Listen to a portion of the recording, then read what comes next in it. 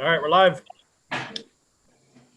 Good evening, ladies and gentlemen. I'd like to bring this Solanco Building Committee meeting to order. We'll start off first with the Pledge of Allegiance of the flag.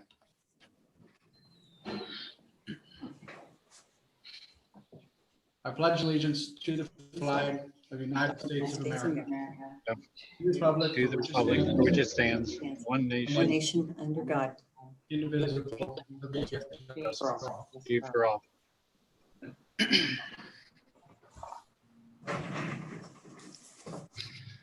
believe at this time we'll turn the meeting over to Sandy. Ms. Tucker, if you could start us off. And just a quick reminder that there are, if there are any public comments, there on the YouTube link, there is the email address to send comments in. Okay, so the building committee listing is being shared there. This is a list that we keep going throughout the year. As we need things, we'll put it in the list, and then we'll decide how soon we need to complete these items. And then it's a way for us to make sure we have sufficient funding as things arise. Bruce Bennett, Mr. Bennett is very instrumental in this. He provides a lot of these estimates and of course lets me know when things are wearing out and need to be replaced. Some things we have on cycles that they will be replaced every so many years, and other things, most things are kept until they die or just don't function anymore. So this list that we have is by building. The items highlighted in green represent the items that are in process now or will be completed possibly over the summer or the ongoing year coming up. The items in orange represent other things that maybe in a year we will complete. They're not going to be complete in this fiscal year. And then things in white are just listed there to keep in mind that they may get done, they may not. Some things are just, we would like to have them done, but they're not necessities. So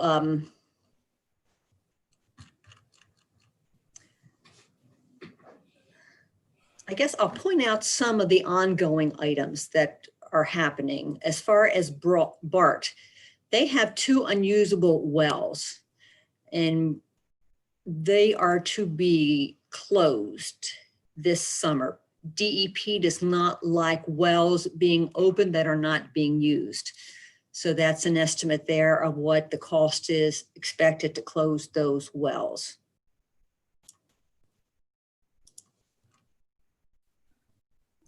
Sandy, if we would ever able to, if we'd ever need those down in the future, would we be able to open those back up, or are they closed permanently? Bruce, correct me if I'm wrong, but they are bad wells. Am I correct? Yes, they are bad wells. They actually went dry.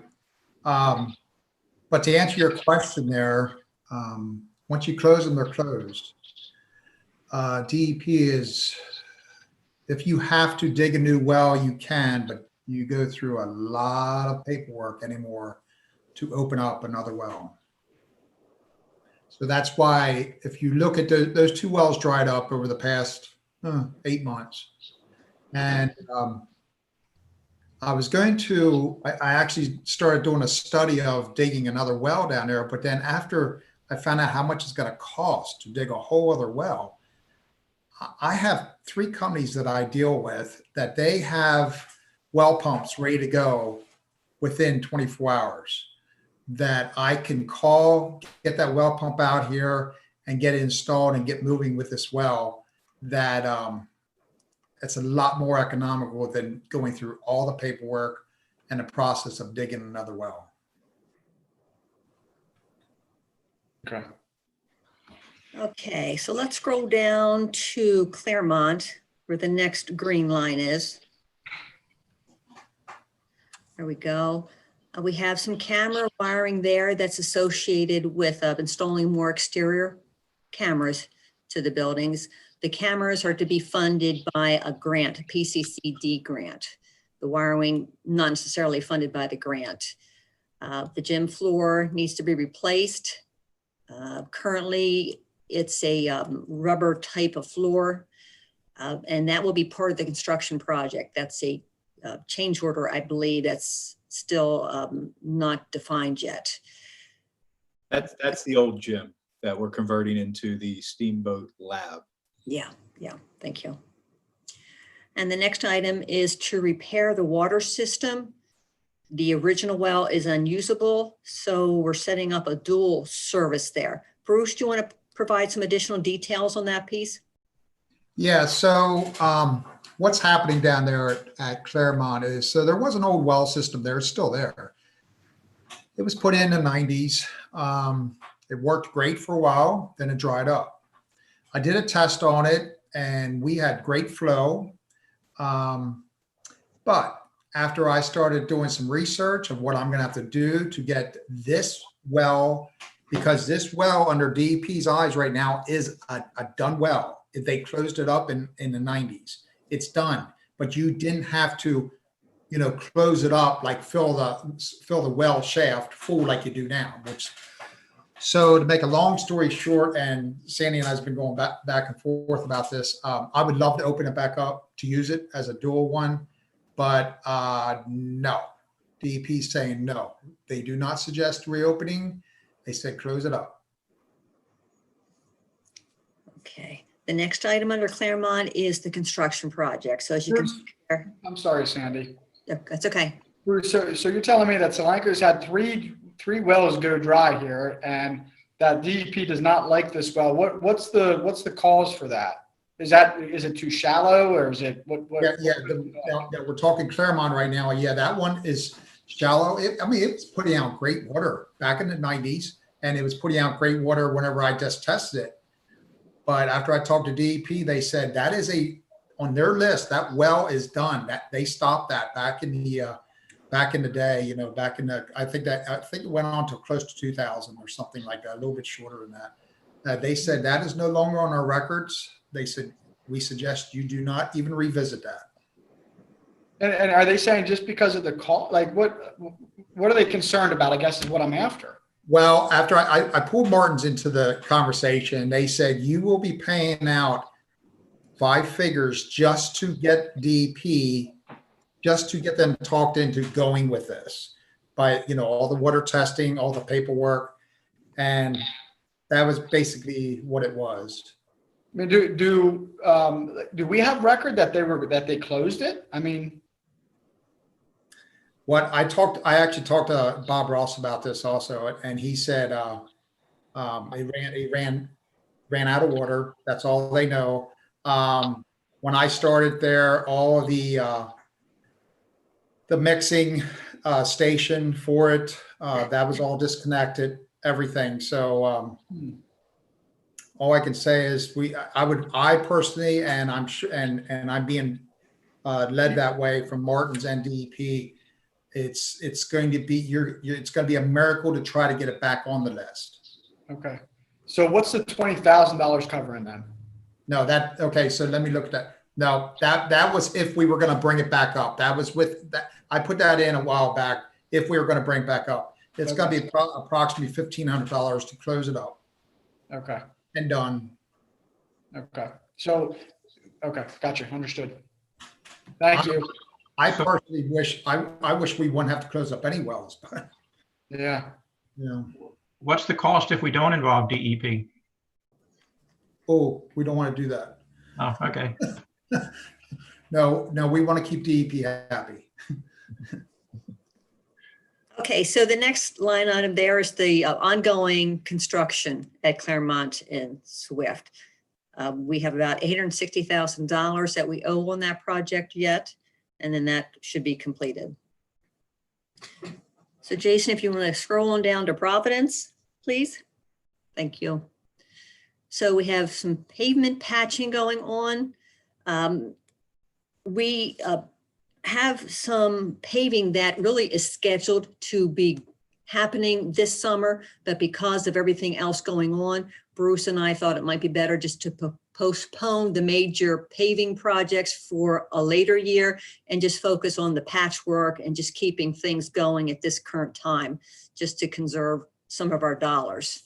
So you'll see some paving patching listed on several of the buildings.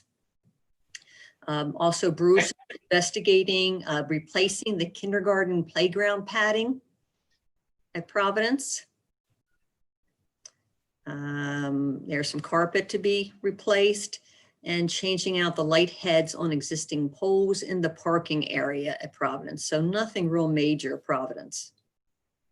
Question on the paving. I know you've run the numbers and all that stuff, but isn't paving cost directly related to gas prices and oil prices? It is related, correct? So with gas prices so low, are we looking at low paving costs if we went that route? And savings over doing it a year from now or 2 years from now? Well, it's something to consider. But we were looking at it more as what's high priority and how much money do we have available now for what's high priority. But we can revisit that again for sure. I was just wondering, and I understand the reasoning, but if you spend X number of dollars now to patch and in 3 years, 2 years, whatever, we repave it. And we do get questions from the public now and then why we are doing some of our paving projects when the paving looks fine. So why are we spending money to redo it when it looks perfectly serviceable? So it's those kind of things we keep in mind too, perspective of the community. Okay, Jason, scrolling down to Quarryville, if you would.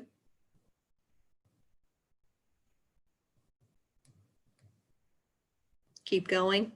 I'm looking for anything in green. Okay, we don't really have anything going on. Bruce, is that correct? There's nothing major at Quarryville Elementary right now?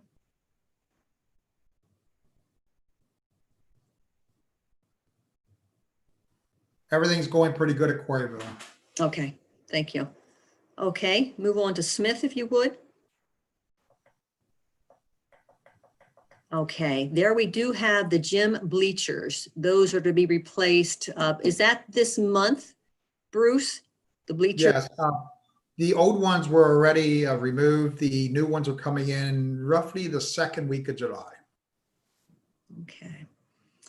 And we have some cabinet heaters there and some patchwork to do. That's left over from the construction project. Plumbing valves as needed. And then again, trying to complete that construction project. There's things still hanging open there. Okay, can move on to Swift. So there we have the boiler replacement. That'll happen this summer. Have they started on that at all, Bruce? They did not. The boiler is ordered, and I did not get a date yet when it's coming in. And you want to talk about the water conditioning system? Yeah. Swift. So we're on a 5-year permit with EP for our drinking water. Actually, our last, the start of our permit was 2015.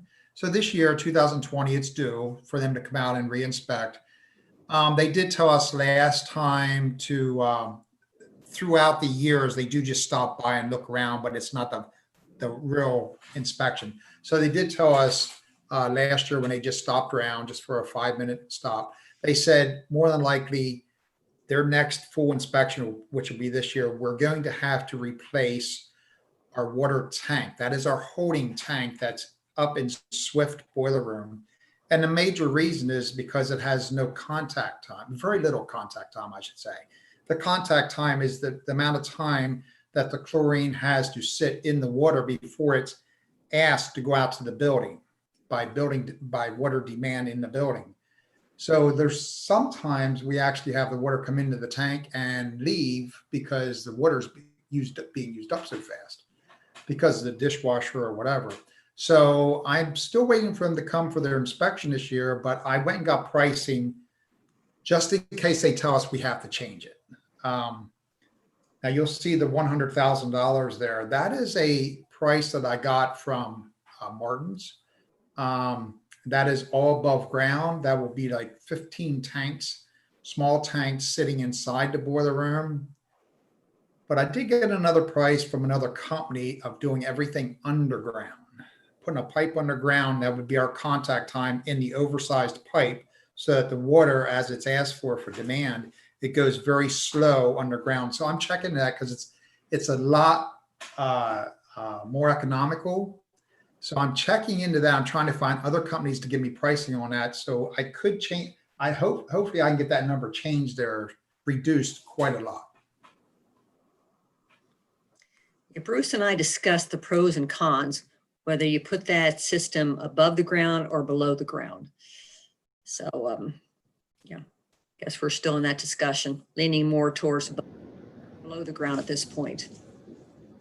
So also there's, I'm sorry, Sandy. Bruce, did Martins happen to mention or suggest any kind of mixing where perhaps we could keep using the tank we have if we had a mixer? A mixer. Yeah, just to spread out the contact more quickly. No one mentioned that to me. thank you. I'm not really sure if that's an option. It is sometimes in wastewater treatment, so I'm not sure about water. Okay. Thank you for that information. I will have to check into that. Good, yeah, thank you. Okay.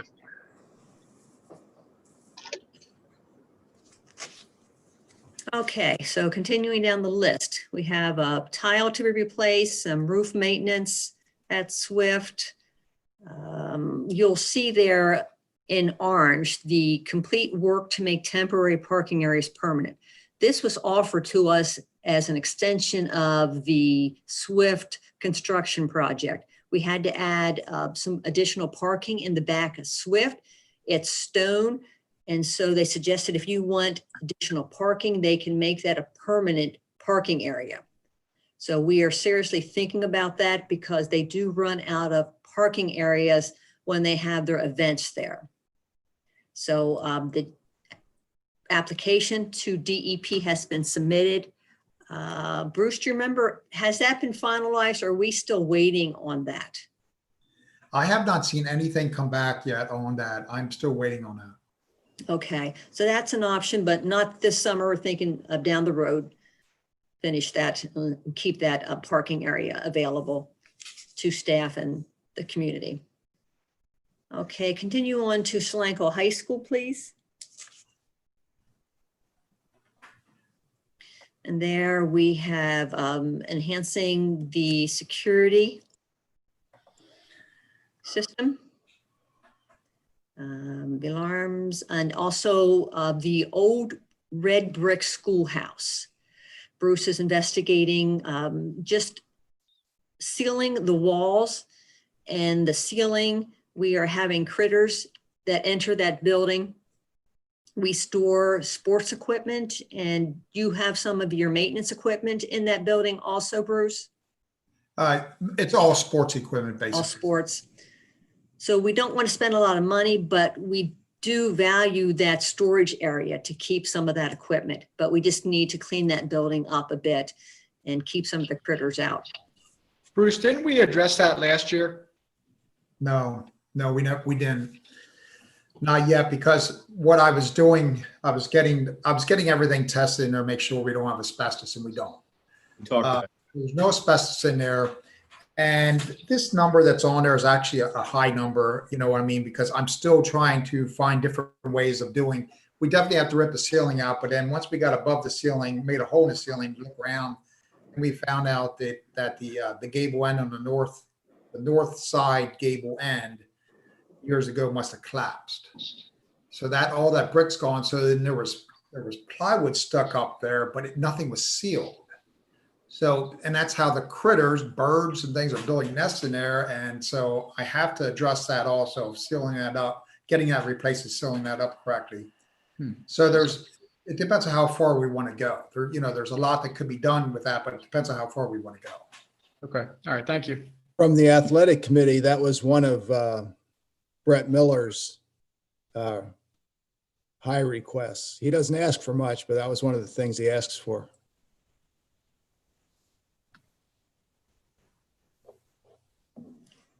All right, next, again, paving repairs there as needed. And you can see the quote there, the parking lot, because of the construction and some of the damage from all of the vehicles with the construction, we do need to do some work there, but for now, we're just going to do what's necessary to keep it functional and looking half decent. And then hopefully next summer, we can do some major paving repair at the high school.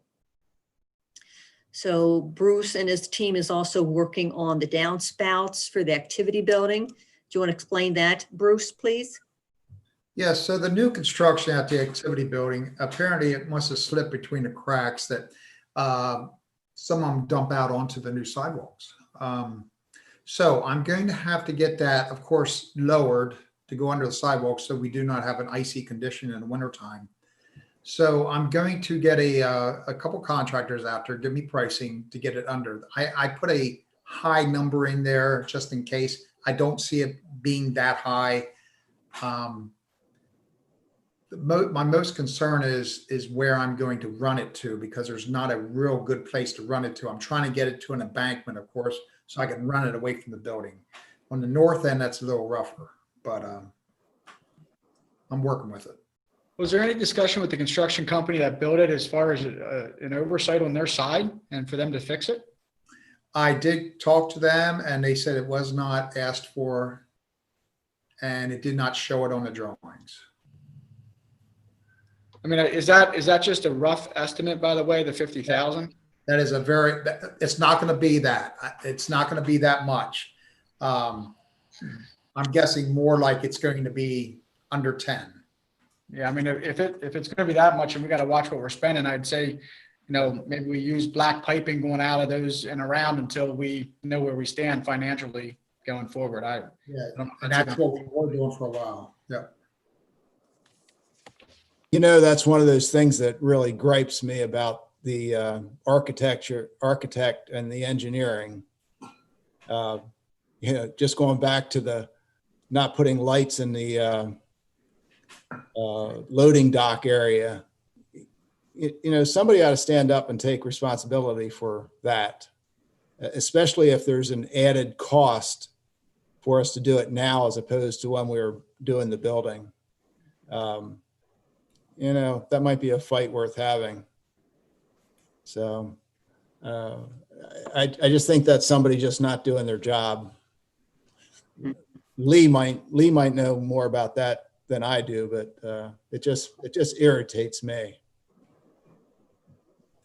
Yeah, it's definitely somebody not doing their job, but they have allowances for that. They cover themselves every time. There's no recourse. If they have allowances, does that mean Bruce, Go ahead. I'll say that again. Bruce, I was going to mention, if it's helpful, I could meet you out there sometime with my laser level just to get an idea of what we might have to do to tie them together or to run them out. That's great. Just let me know when. I'll meet you there. Okay. Okay, moving on, there's some work there on the elevator at the high school. Also, you'll see the water tower, the chiller that's to be replaced. And that hasn't started yet either, Bruce, correct? Not yet. I have not heard ETA on that yet. Okay, and Jason, if you'd please scroll down a little bit, please. Thank you. Excuse me. We have a water softener system. So the kitchen has been done, but we wanted to do some more work there. Do you want to give additional detail on that, Bruce? So like Sandy said, the kitchen has been done. It's taken care of a lot there. I tossed this around a couple years ago about getting a whole water softener system for the high school. The water is hard. But it's quite an expense. And from what I understand from all the companies I've been talking to, no one can really come to a conclusion of how well it's going to work there. So that's why I haven't pulled the trigger on any of this yet. because I'd like to, let's face facts. Those hot water heaters we got, well, that water really ate them up. But this new system we have, as long as we keep getting it cleaned out every 6 months like we are, things are going good. That's what they're made for. Okay. Is that something we can take off the list then? I wouldn't, if you don't mind, I'd like to keep it on there just for a little bit, and then we can take it off. Okay. Okay, moving on, we have the dock to be replaced. That was approved. And then the overhead gates. Could you explain that to the board, Bruce, please, about these gates? Yeah, so those overhead gates is from the 1995 construction. Those gates were put in the bathrooms around the school to keep them closed, locked, so that only certain bathrooms, the students can only use certain bathrooms through the day. From what I'm being told, this was done years ago because of the bomb threats, if I remember correctly, someone saying that. But what's going on is they're old. They've been used heavy, and the springs inside them are starting to break. 2 of them have broke so far, which creates an issue. So I replaced 2 of them, and I'd like to get the rest of them replaced. Now, there are options there. Instead of replacing them, we could put gates that actually slide horizontally. If we want to get with a less cost.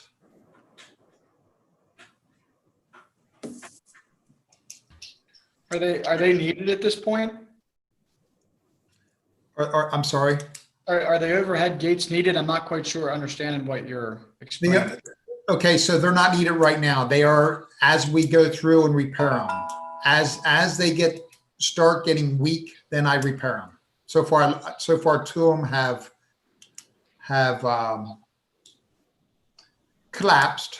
Don't use that word, as a, no one was hurt or anything like that. It's just that, you could tell the springs were breaking. So of course we barricaded off the bathrooms and then got them replaced right away to make sure everything's safe. Is that something we can continue to do, kind of fix on the go? Yes, and that's what I'm doing. Okay, good. Because again, why I'm asking all these questions is because we still don't know how we're going to be landing with financials coming up here, and I just want to be careful in what we're spending. That's all. Correct. Appreciated. Okay, go ahead, move down to central office, please. So there, office painting as needed, and then the back driveway. Bruce, do you have the back driveway scheduled for this summer, or what's your thoughts there? Not as of right now, but I will be working on that here in the next week. And your whole area back behind? What area specifically are you talking about? That's actually down by the maintenance area, down that way. Okay. Okay. Some of the driveway down there, as it exits out onto Park Avenue? That does not exit out there. It's just the parking, if you would, down. Okay. All right. Continue to scroll down, please. All right, so as far as the warehouse and maintenance buildings, the only thing proceeding would be the dock repair. We have that new dock scheduled to come in. Is that scheduled to come in June, Bruce, or later in the summer, fall? That is, from what I understand, the ETA on that is like the first week of July. Okay. Very good. That's very much needed before we get all the supplies coming in for the next school year. All right, other items.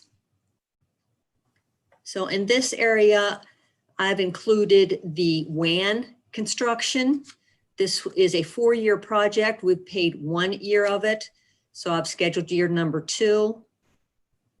The slit cedar. And we have a pony van to be replaced. That's on. Back up just a second, just especially Yeah. since we have some new board members. Jason, can you just briefly make sure everybody understands the WAN WAN. gigabit fiber construction? Yeah, so what this boils down to is Crown Castle is going to be handling our WAN going forward. Not They're an internet service provider similar to that of Comcast and Frontier, but they only cater to big businesses, education, and so forth. Our fiber lines, which reach in between our buildings and the pole out front, is of a slower standard than what we're working towards here. So these construction projects were largely about installing new fiber lines in between the poles and what we call the MDF, which is the core network closet in each building. So that will get us our uplink, which would be substantially faster than what we currently have, and it'll facilitate the overall internet connection district-wide going forward. Thank you. Okay, yes, thank you, Jason. All right, so we talked about the split seater and then the replacement of the pony van. And Bruce, this is the courier van, correct? That is correct. And we have that on the agenda tonight to approve replacement for that. And we have a mower replacement and scrubber. Both of those are on the agenda also, if I recall, for approval tonight. Now, with our vehicles, we normally run them until they die. This courier van has become undependable. We won't get rid of it yet, but it will be passed on to the paint crew, where they're just locally traveling. It's not going out on the major highways very often, but it's still usable. The mower has reached its life. Do you want to explain that, Bruce, please? Yeah, so that mower is from, we got that, 2006 is when we got it. And it's January, March, April of 2006, we got that. And it has 4,500 hours on it. It has served its life. Now the deck is broken. The hydraulics, it goes to the deck. For us to rebuild all that and get it back to running would be right around $4,500. And it's not worth putting the money into. It's seen better days. What we can do is remove the deck from it and just use it for the snow blower, period. Just use it for the snow blower, to use that in the wintertime. And this mower here, of course, we'd be putting that out to bid. That'll last a long time. Those mowers, this will be the John Deere 1145. That will last many years. They're well known for their mules. They last a long time. Bruce, when you put those out to bid, do you put those out to bid in between John Deere dealerships, or is it different? Like, is it a Land Tractor down in Oxford and a Kubota and another one? No, it's all John Deere dealerships. So I got a question for you. It's my understanding that John Deere, as long as they're doing a government contract, John Deere, as long as it's spec'd the same exact, the dealership should be the same exact dollar amount as well. Well, I know we got a John Deere, I'm going to say a few years ago, and Middletown, I'm not even sure what state that was in. It was not Delaware. Delaware. They won because the talk was at the school board at that time, holy moly, the Delaware John Deere won, and they're bringing it up, and we saved a lot of money going through them. Yeah, it might be something just to check with, because I believe between John Deere, I believe all dealerships should be the same price. So might just want to check into it. That's all. I'll check it out. Thank you. Hey, thank you. And normally the John Deeres we purchase are through a state contract. So that makes sense, what you're saying. Okay, then as far as the scrubber, we're trying to use our limited employee resources the best we can. So we're trying to spend a little bit more money in the equipment that they have access to, because some of their equipment is very worn. We have 2 scrubbers already, and this would be a third, correct, Bruce? Yeah, the 2 that we got over the past few years, they weren't brand new, but they are doing well. They're the scrubbers that last a long time, so they're doing great. But like Mrs. Tucker was saying, this new one is supposed to, it's going to speed up their cleaning. It's going to last a long time. And the way it's put together, it's a lot easier to maintain.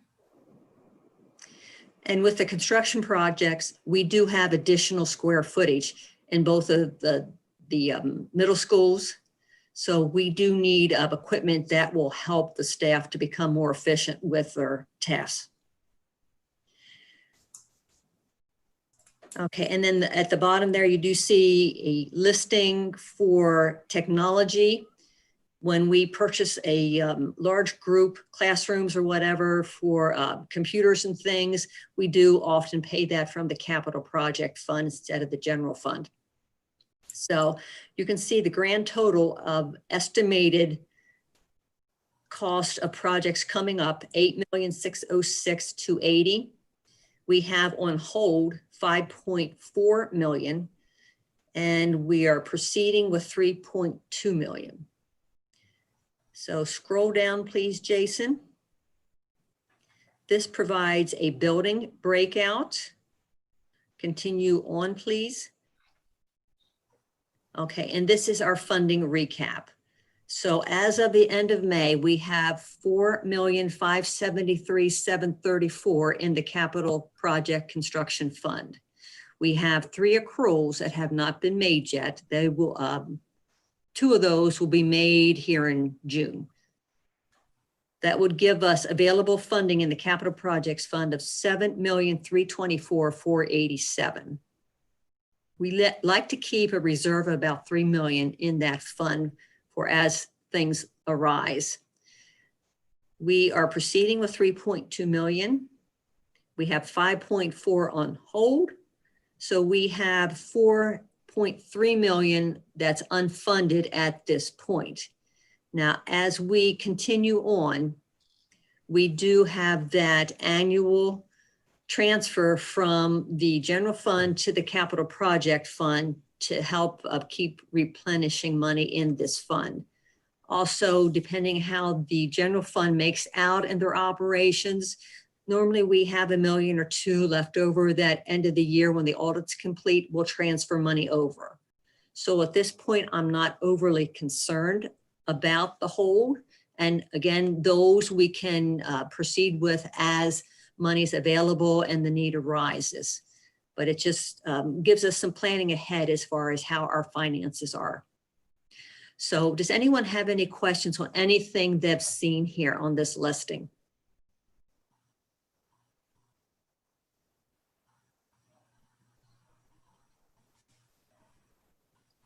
I just think it's important that we take out that initial, what was it, 20,000, Sandy? Yep. I'm looking for it again. I made a note on that. Yep. Repair water system under Claremont. Okay. We'll do that. And I don't know how the rest of the committee feels. I'd like to hear some conversation with it, but I think we just need to be careful when what we're spending and really buckle down on what is an absolute necessary. Even if we have to stretch something an extra year here to get through this next year to see where we stand against financially. I don't know what anybody else thinks. I had a question about looking back at Bart at the bulletproof glass for the office. Is that the only office in the district that doesn't have? No. Okay. I didn't know if that would be covered under the safety grant. Now, the only Swift, Claremont, and Smith at this point. Each of our offices, so we'd like to do some reconfigurations of Bart's office. Yeah. Providence's office and the high school. Quarryville is one of the more recent ones, so that's in better shape. But there's a little bit of wall addition and door changes that we would like to get to. There's not enough funding in the grants, obviously. It's actually very hard to write the grant for a construction kind of project as well. But there's some reconfigurations of how those offices are set up. The glass, will be something we want to add progressively over time. Okay.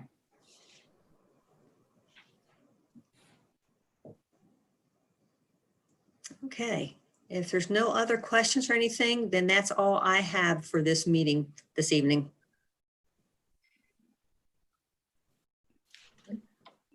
Anything else for the good of the order? Mr. Musser, anything on your end? No, I think we're good to go. If nobody else has anything to say, then I guess we'll. Excuse me, do we have the paint crews working this summer? Yes, we do. They have they started this week or next week? Bruce? They started this week. They're working down at the Claremont Steamboat Room. Lab. Sorry. We did ask that they cut the list back and focus on mandatory things, not just a wish list. And I think they did a pretty good job of cutting that back to reduce costs.